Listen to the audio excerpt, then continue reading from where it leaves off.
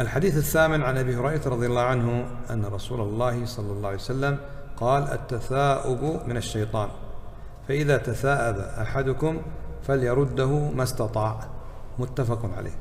التثاؤب معروف، يأتي الإنسان عند النعاس وعند الكسل فيفتح فاه ويتثاءب، وربما أخرج صوتا، وهذا الصوت أخبر النبي صلى الله عليه وسلم في حديث أن الشيطان يضحك منه.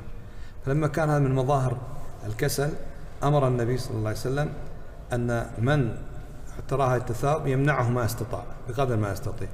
إذا كان ما يستطيع أن يغلق فاه فليضع شيئا على فمه، يعني يضع مثلا طرف ثوبه أو منديل أو يده حتى لا يفتح فاه أمام الناس ولا يخرج الصوت ولا يضحك منه الشيطان.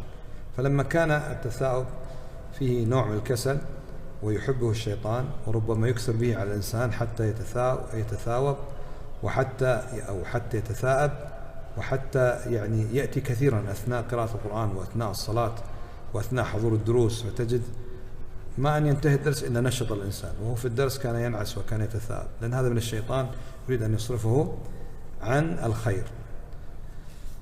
بعض الناس إذا تثاءب وسمع الحديث التثاؤب من الشيطان يقول: أعوذ بالله من الشيطان الرجيم. هذا خطأ، لأن النبي صلى الله عليه وسلم قال: فإذا تثاءب أحدكم فليرده ما استطاع. ما قال فليستعذ بالله من الشيطان الرجيم، ما كان النبي صلى الله عليه وسلم يعجزه أن يقول ذلك.